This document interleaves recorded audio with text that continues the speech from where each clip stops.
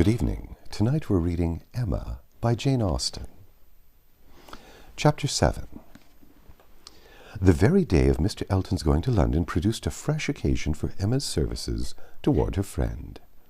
Harriet had been at Hartfield as usual soon after breakfast, and after a time had gone home to return again to dinner.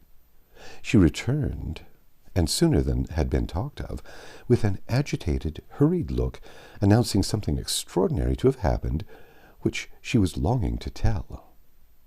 Half a minute brought it all out. She had heard, as soon as she got back to Mrs. Goddard's, that Mr. Martin had been there an hour before, and finding she was not at home, nor particularly expected, had left a little parcel for her from one of his sisters, and gone away. And on opening this parcel, she had actually found, besides the 2 songs, which she had lent Elizabeth to copy, a letter to herself, and this letter was from him, from Mr. Martin, and contained a direct proposal of marriage. Who could have thought of it? She was so surprised she did not know what to do. Yes, quite a proposal of marriage, and a very good letter, at least she thought so, and he wrote as if he really loved her very much, but she did not know, and so she was come as fast as she could to ask Miss Woodhouse what she should do. Emma was half ashamed of her friend for seeming so pleased and so doubtful. "Upon my word," she cried, "the young man is determined not to lose anything for want of asking. He will connect himself well if he can." "Will you read the letter?" cried Harriet. "Pray do. I'd rather you would." Emma was not sorry to be pressed. She read, and was surprised. The style of the letter was much above her expectation. There were not merely no grammatical errors, but as a composition it would not have disgraced a gentleman. The language, though plain, was strong and unaffected, and the sentiments it conveyed very much to the credit of the writer. It was short, but expressed good sense, warm attachment, liberality, propriety, even delicacy of feeling. She paused over it while Harriet stood anxiously watching for her opinion, with a "well, well," and was at last forced to add, "Is it a good letter, or is it too short?" "Yes, indeed, a very good letter," replied Emma, rather slowly. "So good a letter, Harriet, that, everything considered, I think one of his sisters must have helped him. I can hardly imagine the young man whom I saw talking with you the other day could express himself so well, if left quite to his own powers, and yet it is not the style of a woman. No, certainly it is too strong and concise, but diffuse enough for a woman. No doubt he is a sensible man, and I suppose may have a natural talent for, thinks strongly and clearly, and when he takes a pen in hand, his thoughts naturally find proper words. It is so with some men. Yes, I understand the sort of mind, vigorous, decided, with sentiments to a certain point not coarse. A better written letter, Harriet, returning it, than I had expected it." "Well," said the still waiting Harriet, "well, and what do I say? What shall I do?" "What shall you do? In what respect? Do you mean with regard to this letter?" "Yes. But what are you in doubt of? You must answer it, of course, and speedily." "Yes, but what shall I say? Dear Miss Woodhouse, do advise me." "Oh, no, the letter had much better be all your own. You will express yourself very properly, I am sure. There is no danger of you not being intelligible, which is the first thing.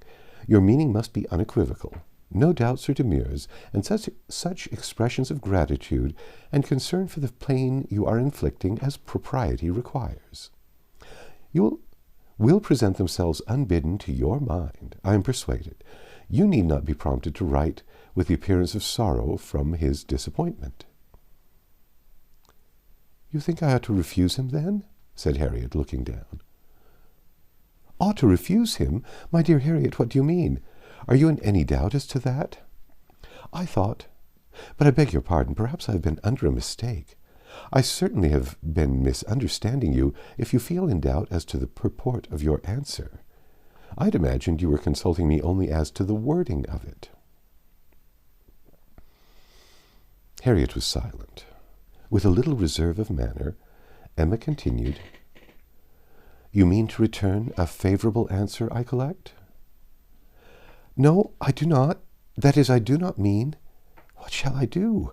What would you advise me to do? Pray, dear Miss Woodhouse, tell me what I ought to do." "I shall not give you any advice, Harriet. I will have nothing to do with it.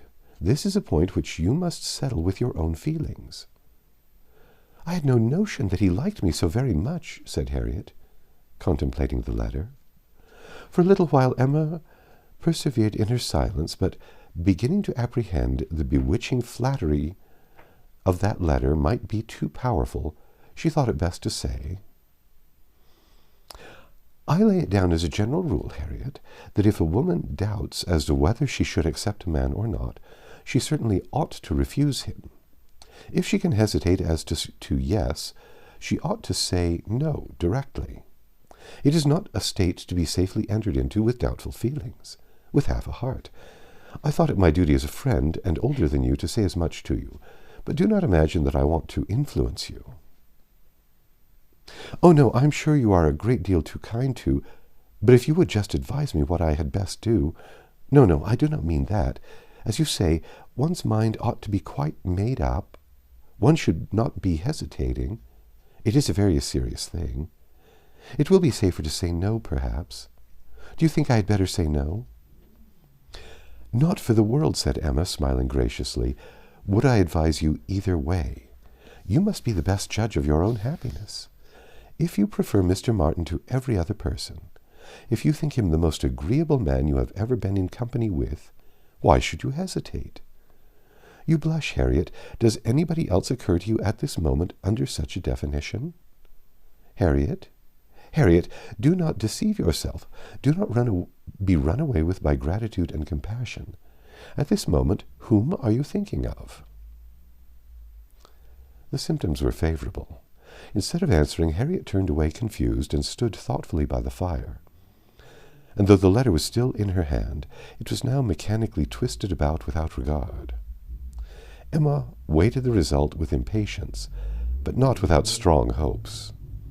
At last, with some hesitation, Harriet said, "Miss Woodhouse, as you will not give me your opinion, I must do as well as I can by myself, and I have now quite determined, and really almost made up my mind, to refuse Mr. Martin. Do you think I'm right?" Perfectly right, my dearest Harriet. You are doing just what you ought. While you were in all suspense, I kept my feelings to myself, but now that you are so completely decided, I have no hesitation in approving. Dear Harriet, I give myself joy of this. It would have grieved me to lose your acquaintance, which must have been the consequence of your marrying Mr. Martin. While you were in the smallest degree wavering, I said nothing about it because I would not influence. But it would have been the loss of a friend to me. I could not have visited Mrs. Robert Martin of Abbey Mill Farm. Now I am secure of you forever." Harriet had not surmised her own danger, but the idea of it struck her forcibly. "You could not have visited me?" she cried, looking aghast. "No, to be sure you could not, but I never thought of that before. That would have been too dreadful. What an escape! Dear Miss Woodhouse, I would not give up the pleasure and honor of being intimate with you for anything in the world." "Indeed, Harriet, it would have been a severe pang to lose you, but it must have been. You would have thrown yourself out of all good society. I must have given you up." "Dear me, how should I have ever borne it? It would have killed me never to come to Hartfield any more." "Dear affectionate creature, you, banished to Abbey Mill Farm, you confined to the society of the illiterate and vulgar all your life. I wonder how the young man could have the assurance to ask it. He must have a pretty good opinion of himself." "I do not think he is conceited either in general," said Harriet, her conscience opposing such censure. "At least, he is very good-natured, and I shall always feel much obliged to him, and have a great regard for— but that is quite a different thing from— and you know, though he may like me, it does not follow that I should— and certainly I must confess that since my visiting here I have seen people— And if one comes to compare them, person and manners, there is no comparison at all. One is so very handsome and agreeable.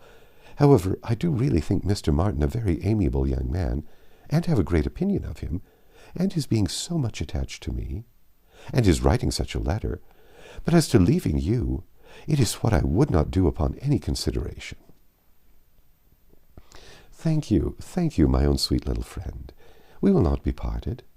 A woman is not to marry a man merely because she is asked, or because he is attached to her, and can write a tolerable letter.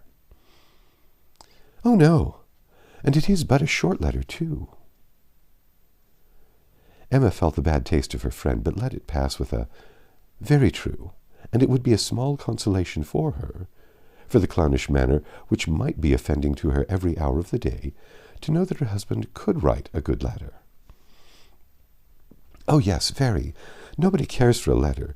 The thing is, to be always happy with pleasant companions. I am quite determined to refuse him. But how shall I do it? What shall I say? Emma assured her there would be no difficulty in the answer, and advised its being written directly, which was agreed to, in the hope of her assistance. And though Emma continued to protest against any assistance being wanted, it was, in fact, given in the formation of every sentence.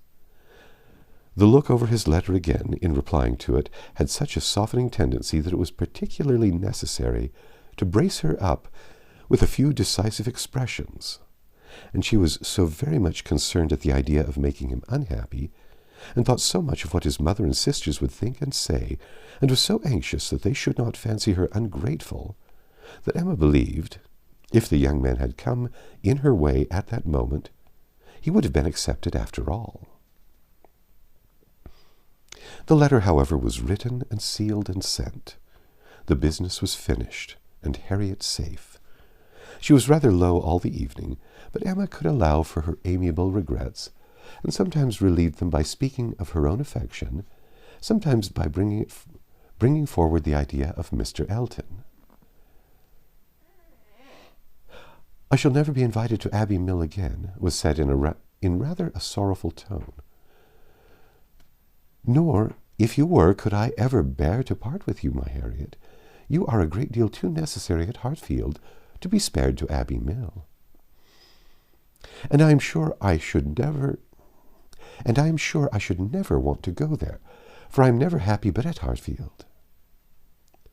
Some time afterward, it was, "I think Mrs. Goddard would be very much surprised if she knew what had happened. I am sure Miss Nash would, for Miss Nash thinks her own sister very well married, and it is only a linen draper." One should be sorry to see greater pride or refinement in the teacher of a school, Harriet. I dare say Miss Nash would envy you such an opportunity as this of being married. Even this conquest would appear valuable in her eye. As to anything superior to you, I suppose she is quite in the dark. The attentions of a certain person can hardly be among the tittle-tattle of Highbury yet. Hitherto I fancy you and I are the only people to whom his looks and manners have explained themselves. Harriet blushed and smiled, and said something about wondering that people should like her so much. The idea of Mr. Elton was certainly cheering, but still, after a time, she was tender-hearted again towards the rejected Mr. Martin. "Now he has got my letter," said she softly. I wonder what they are all doing, whether his sisters know. If he is unhappy, they will be unhappy too. I hope he will not mind it so very much." "Let us think of those among our absent friends who are more cheerfully employed," cried Emma. "At this moment, perhaps, Mr. Elton is showing your picture to his mother and sisters, telling how much more beautiful is the original, and after being asked for it 5 or 6 times, allowing them to hear your name, your own dear name." "My picture? But he has left my picture in Bond Street." "Has he so? Then I know nothing of Mr. Elton. No, my dear little modest Harriet, depend upon it, the picture will not be in Bond Street till just before he mounts his horse tomorrow. It is his companion all this evening, his solace, his delight. It opens his designs to his family, It introduces you among them. It diffuses through the party those pleasantest feelings of our nature, eager curiosity and warm prepossession. How cheerful, how animated, how suspicious, how busy their imaginations all are. Harriet smiled, and her smiles grew stronger. That's the end of Chapter 7. Come back tomorrow and we'll read Chapter 8.